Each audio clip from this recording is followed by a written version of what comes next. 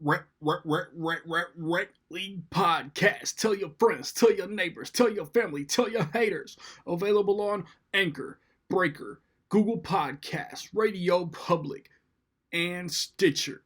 At Rec League Podcast on Facebook, YouTube, and Instagram. At Rec League Pod on Twitter. Episode 26 coming soon. Yo, whether you watching this from Facebook, Twitter, click the link in my Instagram, or YouTube itself. What up, world? So I just watched Astra. It stars Brad Pitt, Tommy Lee Jones, Ruth Negga, Donald Sutherland, Natasha Lyonne, and like she's in one scene. And I'm drawing blanks on anybody else in this movie, man. It is directed by James Gray, who directed We Own the Night with Mark Wahlberg and Joaquin Phoenix, and The Yards with Mark Wahlberg and Charlize Theron. Joaquin Phoenix might have been in that one too. If you want to get a shout out in my review of Abominable, stay tuned to the end of the video to figure out how you can do that. So, you got Brad Pitt. It's the near future. He's an astronaut. And I feel like anything else I say is going to spoil something. There is an anomaly, because I think that's like an astronaut emergency word.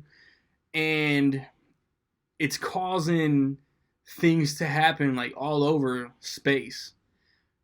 Tommy Lee Jones, Brad Pitt's dad, is an astronaut who left for a mission and never came back. I think they say he never came back in the trailers. They might say more than that in the trailers. But Brad Pitt's superiors feel like there might be a connection to what's going on and Tommy Lee Jones' mission. And Brad Pitt is involved in trying to figure out what's going on. That kind of says nothing, but kind of says too much. And like, I think We Own the Night is one of the most underrated movies of the past 15 years. I like this director. I'm not gonna front like I've seen a lot of his recent stuff, because I don't think I have. And then like, I really like astronaut movies, man. I like space. I like movies that take place in space, like realistic astronaut movies. Of course, there's Star Wars, Star Trek, Alien, Guardians of the Galaxy, fictional type space movies. Those are fun.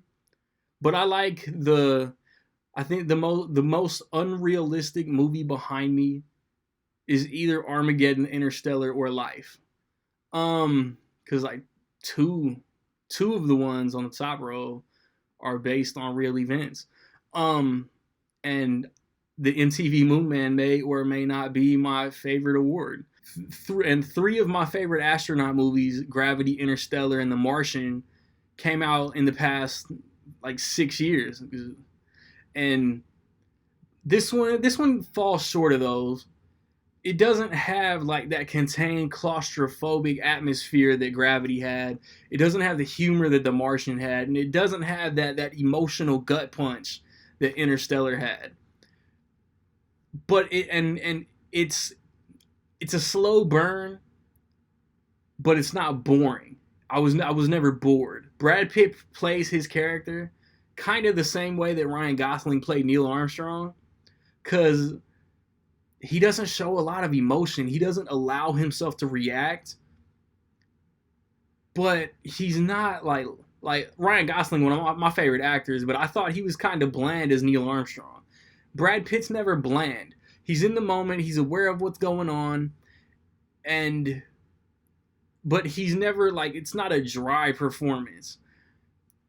And things are happening. Like, that's why like I feel conflicted. Like, things happen, but like the excitement was missing for me. And then you get to the third act, like decisions are made, and you know how the military kind of uses and throws characters away, and I've experienced that. I've experienced the missing a parent, wanting to know what happened with a parent. Like, I get it. Actually, that was a theme in Rambo too. So like, I don't want to go into too much. Like, there's some beautiful visuals. Brad Pitt gives a great performance. Um, I'm just not saying this is one of my all-time favorite astronaut movies.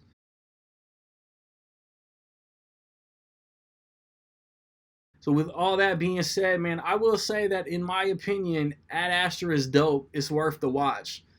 Have you seen Ad Astra, man? What did you think about it? Positive, negative, somewhere in between? Let me know.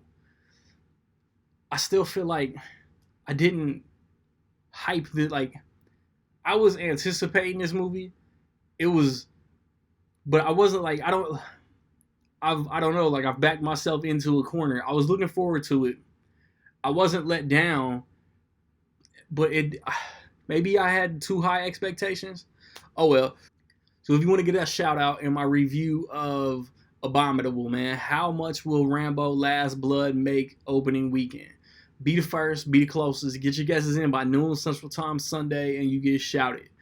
I recently posted a review for Rambo, a review for Hustlers, a review for It Chapter 2, Rec League Podcast, episode 26 coming. We're going to talk about some random topics, whether it's sports, hip hop, movies, but it's going to be a concise, as organized as I can make it show. It's usually not that organized.